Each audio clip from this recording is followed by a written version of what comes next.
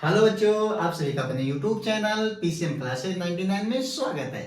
तो बच्चों, जैसा कि हमने पिछले वीडियो में साइन इनवर्स एक्स का ग्राफ, डोमेन और रेंज बताया था, और आज हमारा टॉपिक है कास इनवर्स एक्स का ग्राफ, डोमेन और रेंज। तो बच्चों, आपके टाइम वेस्ट ना करते हुए सीधे मैं टॉपिक पे आता हूं। तो शुरू करते हैं। सबसे पहले हम cos x का डोमेन, रेंज और ग्राफ बताएंगे। ठीक है बच्चों। तो इसका डोमेन, ग्राफ, रेंज पढ़ने से पहले यहां पे मैं कुछ वैल्यू लिख देता हूं। ठीक है, इसको समझ लेते हैं एक बार।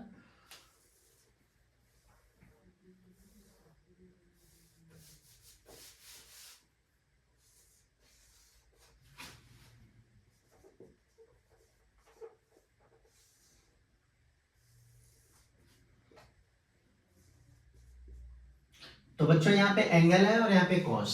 ठीक है, 0 डिग्री, 30 डिग्री, 45 डिग्री, और यहाँ पे 60 डिग्री, और यहाँ पे 90 डिग्री है। तो बच्चों, 0 तो 0 रहेगा, 30 को π/6 लिख सकते हैं, 45 को π/4, और 60 को π/3, और 90 को π/2 लिख सकते हैं। ओके बच्चों। तो यहाँ पे 0 की वैल्यू जो होती है 1, और यहाँ पे √3/2, 1/√2, 1/2, और यहाँ पे 0। ठीक है बच्चों। अब एक बात और यहाँ पे लिख लेंगे, कास पाई। एक चीज मैं लिख लेता हूं, कास पाई यानी 180 पे जो वैल्यू होती है -1 होती है। ओके बच्चों। तो यहाँ पे जो एंगल है, इस एंगल को ही बोलते हैं हम लोग इनपुट। ठीक है, और जो वैल्यू प्राप्त होगा इसको बोलेंगे आउटपुट।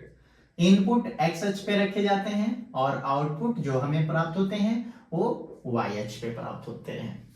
ठीक है ना, इस बात को ध्यान रखिएगा, जिससे हमें ग्राफ बनाने में आसानी होगा। ठीक है ना बच्चों। चलिए, तो f x equal to cos x है। इसकी ग्राफ अगर हमें बनाना है, तो सबसे पहले हम यहाँ पे एक्स अक्ष खींच लेते हैं, और फिर यहाँ पे क्या हो जाएगा, मेरा वाई अक्ष हो जाएगा। ठीक है बच्चों। एक्स अक्ष को हम बोलते हैं इनपुट।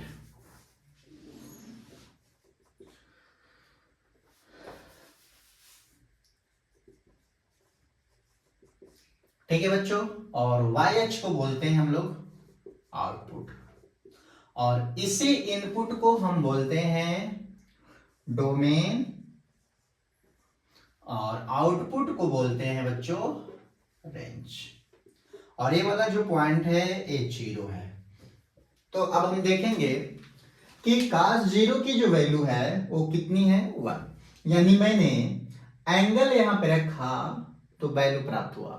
तो सीधी सीधी बात ये है कि जब भी हम cos फंक्शन में, यानी जो फंक्शन cos होगा, अगर इसके अंदर इनपुट हम एंगल को रखेंगे तो आउटपुट हमें कुछ ना कुछ वैल्यू प्राप्त होगा। ठीक है बच्चों, इस बात को ध्यान में रखिएगा। जैसा कि हमने यहाँ पे 0 वैल्यू एंगल रखा तो 1 वैल्यू प्राप्त हुआ, और 90 पे यानी π/2 पे हमें 0 वैल्यू प्राप्त हुआ। तो देखते हैं कि हमारा 0 है, 0 पे हमें कितना वैल्यू प्राप्त हुआ है, 1। और ये किस पे प्राप्त हुआ है, वाई अक्ष पे। 1 कहां पे प्राप्त हुआ, वाई अक्ष पे। 0 एक्स अक्ष पे। आउटपुट 1 वाई अक्ष पे प्राप्त हुआ। तो 0 रखा तो यहाँ पे 1 हमें प्राप्त हो गया। ठीक है, उसी तरह पाई पे हमें -1 प्राप्त हो रहा है, तो -1 वाई अक्ष पे नीचे साइड में होगा। ठीक है बच्चों, यानी मेरा जो ग्राफ होगा राइट साइड में। ठीक है, तो देखिए 0 पे कहां से कहां प्राप्त हो रहा है, 1। तो मैं यहां से चलूंगा,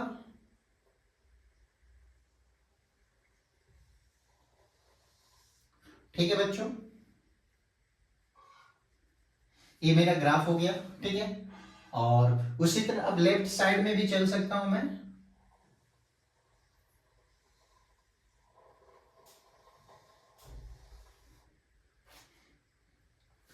ओके बच्चों, ये रहा मेरा cos x का ग्राफ। देखिए जीरो पे वैल्यू हमको प्राप्त हो रहा है यहाँ पे 1, और यहाँ पे जो वैल्यू है हमें प्राप्त होगा क्या, ऐसे यहाँ पे -1।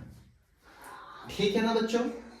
अब देखते हैं ये वाला जो पॉइंट है मेरा, ठीक है ना, ये वाला जो पॉइंट है 0, और इसको बोलते हैं π/2, और ये वाला जो पॉइंट है हमारा पाई है, और इस पॉइंट को बोलेंगे 3π/2। उसी तरह अगर हम इस साइड में आ जाए ना बच्चों, अगर हम इस साइड में आ जाए तो ये वाला पॉइंट जो है -π/2, और ये वाला पॉइंट -π, और इस वाले पॉइंट को बोलेंगे -3π/2। क्लियर है। तो cos x का जो है मेरा वो ग्राफ बन गया। तो अब हम इसके लिए अगर इनपुट की बात करें, ठीक है, पहले इनपुट की बात तो बाद में करेंगे, पहले तो हम देखेंगे कि ये मेरा 1 या आंटो फंक्शन है कि नहीं। तो उसको चेक करने के लिए मैं एक ऐसे हॉरिजॉन्टल लाइन खींचूंगा, हॉरिजॉन्टल लाइन खींचूंगा, ऊपर भी खींच सकता हूं, नीचे भी खींच सकता हूं, जितना मन करे उतना लाइन खींच सकता हूं। तो मैंने देखा कि जो हॉरिजॉन्टल लाइन है यानी क्षैतिज रेखा है, इस ग्राफ को कई बिंदुओं पर कट कर रहा है। देखिए कई बिंदुओं पर कट कर रहा है। जब कई बिंदुओं पे कट करेगा तो इसका मतलब ये है कि ये 1 या आंटो फंक्शन नहीं है, इसलिए यह इनवर्स को एग्जिस्ट नहीं करेगा। ओके बच्चों, तो मैं यहाँ पे लिख सकता हूं, क्या लिख सकता हूं, देखिए बहुत सिंपल है, आप लोग समझ गए होंगे। यह 1 या आंटो फंक्शन नहीं है। ठीक है बच्चों, जब 1 आंटो फंक्शन नहीं है तो मतलब यह मेनी वन फंक्शन है। ठीक है ना बच्चों, यह मेनी वन फंक्शन है,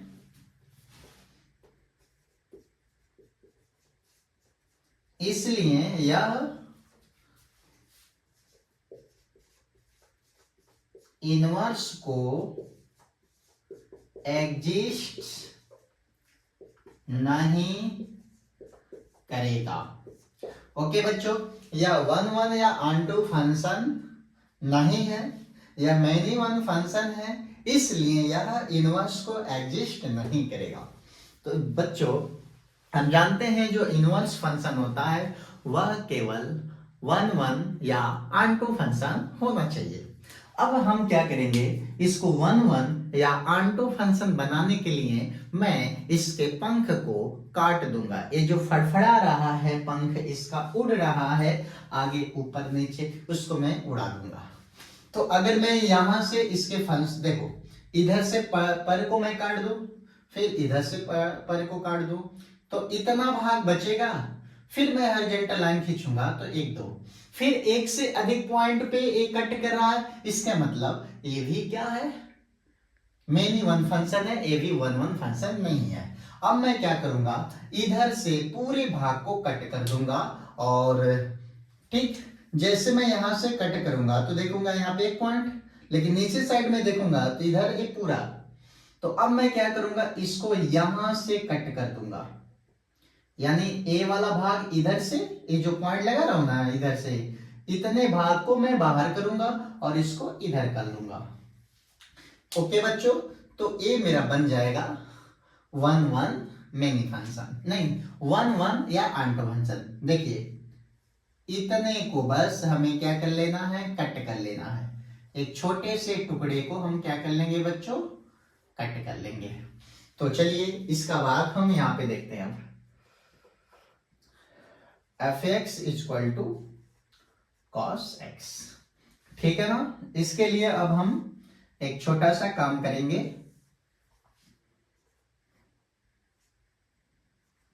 ठीक है, एक छोटा सा हमने क्या कर लिया बच्चों, काम कर लिया। अब चलिए काम करते हैं। ए मेरा 0 है, एक मिनट, थोड़ा सा ग्राफ मेरा उल्टा बन गया है, सीधा लाइन खींचते हैं, ठीक है ना बच्चों।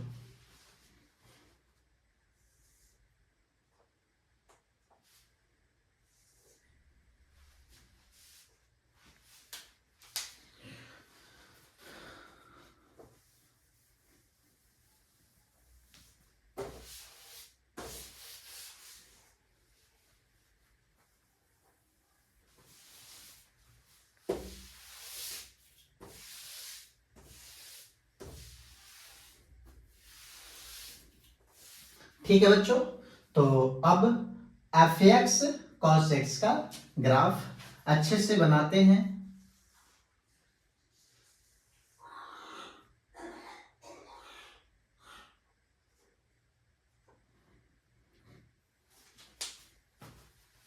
फिर मैं अच्छे से बना, एक मिनट बच्चों, थोड़ा सा धैर्य रखिए, अभी बन जाएगा।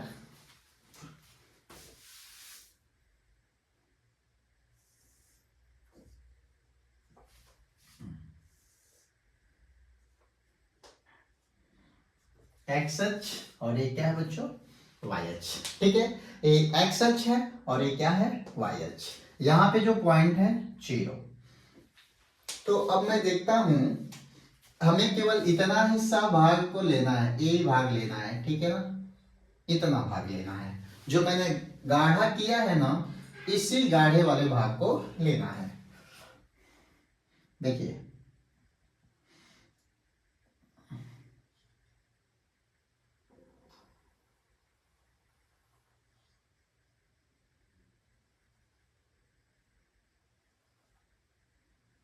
ठीक है बच्चों, ये वाला जो पॉइंट है π/2 है और इस पॉइंट को बोलेंगे पाई।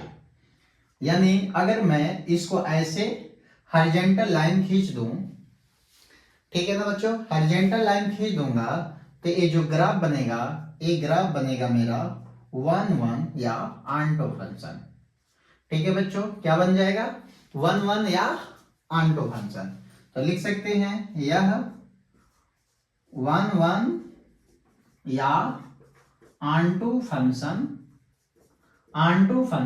है, या 1 1 या आंटू फंक्शन है। ठीक है ना बच्चों। अब देखो ये हमारा, इधर से मैं देखूं इस पॉइंट को तो मैं बोलूंगा क्या, -1, और इस पॉइंट को बोलूं तो +1। ठीक है, और ये मेरा 0 है और 0 से पाई। तो मैं देख रहा हूं बच्चों, अगर मैं बात करूं इसके इनपुट की, तो इनपुट जो है मेरा यहां पे 0 से पाई है। ठीक है, 0 से क्या है बच्चों, पाई। अगर आउटपुट की बात करूं, अगर मैं यहां पे फंक्शन लगा लूं, आउटपुट की मैं बात करूं तो -1 से 1 है, -1 से 1। ठीक है बच्चों, यानी एफ एक्स कॉस एक्स का जो इनपुट है 0, पाई, आउटपुट जो है -1, 1, यानी 1 से -1 के बीच में सारे वैल्यू प्राप्त होंगे कॉस एक्स के लिए। ठीक है, अब अगर बात करें यहां पे किसकी बात करें, ये तो मेरा बन गया एफ एक्स की। अब हम साइन इनवर्स का बनाएंगे, क्योंकि इसका इनवर्स एग्जिस्ट करेगा। तो यहां पे लिख सकते हैं इसका इनवर्स एग्जिस्ट करेगा। ठीक है बच्चों, इसका इनवर्स एग्जिस्ट करेगा। तो ध्यान रखिएगा, एफ एक्स कॉस एक्स का जो इनपुट है 0, पाई और -1, 1 जो है रेंज है, इसको हम बोलते हैं डोमेन, और इसको बोलते हैं बच्चों रेंज। यानी अगर हम इनवर्स करेंगे तो ये रेंज बन जाएगा डोमेन, और डोमेन बन जाएगा रेंज। ठीक है, तो अब इससे हमारा ये होगा, इसका जो इनवर्स का ग्राफ बनाएंगे बहुत इजी हो जाएगी। तो यहां पे काम करते हैं, अब इसका इनवर्स का भी ग्राफ बना देंगे, बहुत ही सिंपल तरीके से बन जाएगा। बस साथ में बने रहिएगा आप लोग।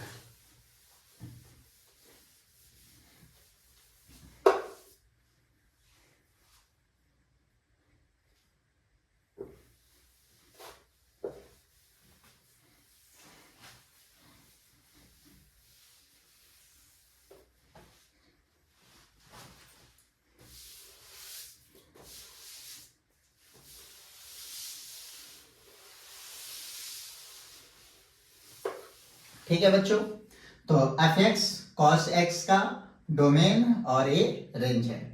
अब मैं इसको चेंज करूंगा, इनवर्स बना दूंगा। चलिए, function of f x equal to cos inverse x. ठीक है बच्चों, अब हम क्या करेंगे, कॉस इनवर्स एक्स के लिए हम ग्राफ बनाएंगे, डोमेन निकालेंगे, फिर रेंज निकालेंगे। तो सबसे पहले अब हम क्या करें, यहां पे मैं देख रहा हूं ये फंक्शन है, तो बच्चों ये क्या होगा, हम जानते हैं ना, कन्वर्ट कर देते हैं इस फंक्शन एफ एक्स जो है cos x के रूप में है, जो इनवर्स ज्ञात करेंगे तो इसको कन्वर्ट कर देंगे, यानी चेंज कर देंगे डोमेन से रेंज और रेंज से डोमेन में, इसको क्या करेंगे, चेंज। तो ये जो रेंज है पहले हो जाएगा -1 से 1 और 0 पाई। ठीक है बच्चों, यानी अब हमें इनवर्स में वैल्यू रखना है और आउटपुट प्राप्त होगा। तो ये फंक्शन हमारे किसके लिए था, एफ एक्स के लिए, कॉस एक्स के लिए था। अगर मैं इसको चेंज कर दूं इनवर्स के लिए, अगर कॉस इनवर्स एक्स की बात करूं मैं, फंक्शन एफ एक्स जो है कॉस इनवर्स एक्स की बात किया जाए, तो ए वाला जो मेरा है इनपुट का काम करेगा, इनपुट का काम करेगा, और ये वाला जो है आउटपुट का काम करेगा। ठीक है, यानी हम इसके अंदर वैल्यू को पुट करेंगे, एंगल प्राप्त होगा। यानी सीधी सीधी कहें तो इनवर्स में हम वैल्यू को रखते हैं, एंगल प्राप्त होता है। यानी इनवर्स वैल्यू रखा जाए, एंगल देगा, यानी इनवर्स वैल्यू लेगा, एंगल देगा, इनवर्स वैल्यू लेगा, एंगल देगा। क्लियर है, याद रखना। यहां पर हमने चेंज कर दिया। ठीक है, तो चलिए अब इसके लिए ग्राफ बना लेते हैं बच्चों। ये x है और ये बच्चों y है। ठीक है, तो अब ध्यान दीजिएगा, cos x में इनपुट 0 से पाई x अक्ष पे था, तो cos इनवर्स x में जो इनपुट होगा, ठीक है, -1 से 1 होगा x अक्ष पर। फिर से देखिएगा, cos x में 0 से पाई इनपुट है, इनवर्स में 0 से पाई आउटपुट बन जाता है। बस cos x में 0 से पाई इनपुट है और इनवर्स में 0 से पाई आउटपुट बन जाएगा। यानी ये 0 है, 0 से पाई हम लोग का बन जाएगा ना बच्चों, आउटपुट बन जाएगा। ठीक है, 0 से पाई हमारा क्या बन गया, आउटपुट बन गया, और बीच में एक वैल्यू और होगा π/2, बीच में एक वैल्यू और होगा π/2। अगर मैं इसकी कोऑर्डिनेट की बात करूं, अगर इसकी मैं कोऑर्डिनेट की बात करूं तो पाई -1 होगा। इस पॉइंट की बात करूं, जिस पॉइंट तक देखिए 1 से पाई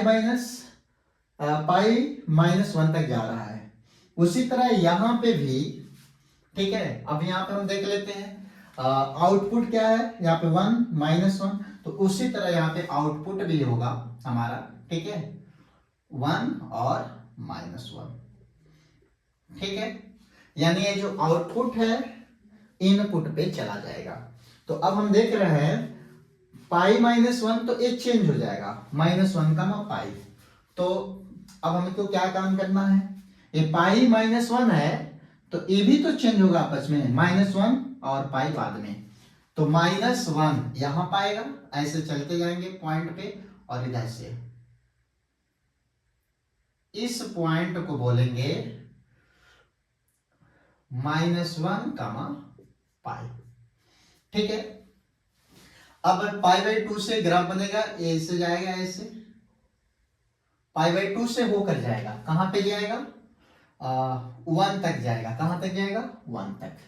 तो अब यहां पे ऐसे, ठीक है, ये वाला जो पॉइंट है ना बच्चों, π/2 है, और तो बच्चों इसी के साथ cos इनवर्स x का ग्राफ हो गया है, ठीक है। और इसी को बोलते हैं डोमेन और इसको बोलते हैं रेंज। अगर मैं डोमेन की बात करूं cos के लिए तो -1, 1 और रेंज की बात करूं मैं तो 0, पाई हो गई। तो ये मेरा cos इनवर्स के लिए ग्राफ बना, डोमेन बना, रेंज बना। यहां पे इसको हम इनपुट बोलते हैं और इसी इनपुट को हम कहते हैं डोमेन, और ये जो भाग है इसको आउटपुट बोलते हैं और इसी आउटपुट को बोला जाता है रेंज। क्लियर बच्चों? अब तो बिल्कुल क्लियर हो गया होगा, समझ गए होंगे। अगर थोड़ा सा भी गड़बड़ी हो तो वीडियो पीछे करके आप लोग देख सकते हैं, ठीक है। तो अब एक काम और बता देते हैं नोट में, ठीक है। अगर cos इनवर्स -x हुआ तो इसको लिखा जा सकता है pi minus cos inverse x, ठीक है। cos इनवर्स -x है तो इसको लिख सकते हैं pi minus cos inverse x। क्यों? क्योंकि जो इसकी एंगल है 0 से पाई के बीच में आता है। अभी हमने कल बताया था, ठीक है, sin इनवर्स x, ठीक है। और इसको मैं लिख सकते हैं, अगर यहाँ पे माइनस है ऐसे, एक मिनट, sin इनवर्स -x तो इसको लिख सकते हैं माइनस साइन इनवर्स x। हमने कल इस वैल्यू को बताया था कि ऐसे लिख सकते हैं, परंतु cos को ऐसे नहीं लिखा जा सकता है क्योंकि इसकी जो रेंज है 0 से पाई के बीच में है। रेंज क्या है? 0 से पाई के बीच में है, पॉजिटिव है, इसलिए ये नेगेटिव में नहीं आ सकती। ये cos इनवर्स x जो है और -x है, ये नेगेटिव वैल्यू नहीं देता है, पॉजिटिव वैल्यू देता है, ठीक है। देखिए आगे बढ़ते जाएंगे, हम नेगेटिव वैल्यू को रखेंगे, एंगल पॉजिटिव प्राप्त होगा cos में, ठीक है। इसलिए ये हम इसको ऐसे लिख सकते हैं। यहां पे एक दो क्वेश्चन करवाते हैं, चलिए यहां पे हम क्वेश्चन कर लेंगे इस पे। क्वेश्चन 1 है cos इनवर्स -1/2, ठीक है बच्चों। तो अब देखिए मैं इसको लिख सकता हूं क्या, इसके फॉर्म में पाई माइनस cos इनवर्स 1/2 है तो x के जगह पे लिख लेंगे 1/2, पाई माइनस cos इनवर्स 1/2, यानी cos की जो वैल्यू होती है 1/2 पर हमको π/3 एंगल प्राप्त होगा। cos इनवर्स में 1/2 जो होती है एंगल देगा π/3 देगा। क्या देगा बच्चों? π/3। तो cos इनवर्स 1/2 जो वैल्यू है, देखिए cos इनवर्स ये में इनपुट है, cos इनवर्स 1/2 एंगल दिया π/3, तो यहां पर रख लेंगे π/3। चलिए 3 का पाई में मल्टीप्लाई होगा, 3 पाई माइनस पाई अपान 3, और 3 पाई में से पाई को माइनस करेंगे तो 2 π/3। तो बच्चों इस तरह हमारा ये आंसर है, ठीक है। और अगर एक क्वेश्चन और करना चाहें तो कोई दिक्कत नहीं है, एक छोटा सा क्वेश्चन है, ठीक है।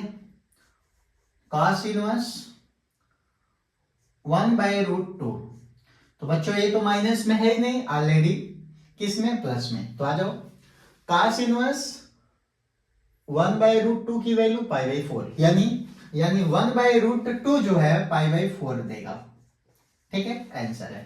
cos इनवर्स 1/√2 हमें क्या प्राप्त करेगा? π/2, यानी इनपुट हमको 1/√2 रखेंगे तो एंगल π/4 प्राप्त होगा। ओके बच्चों, तो वीडियो अगर अच्छा लगा तो लाइक करें और शेयर करें।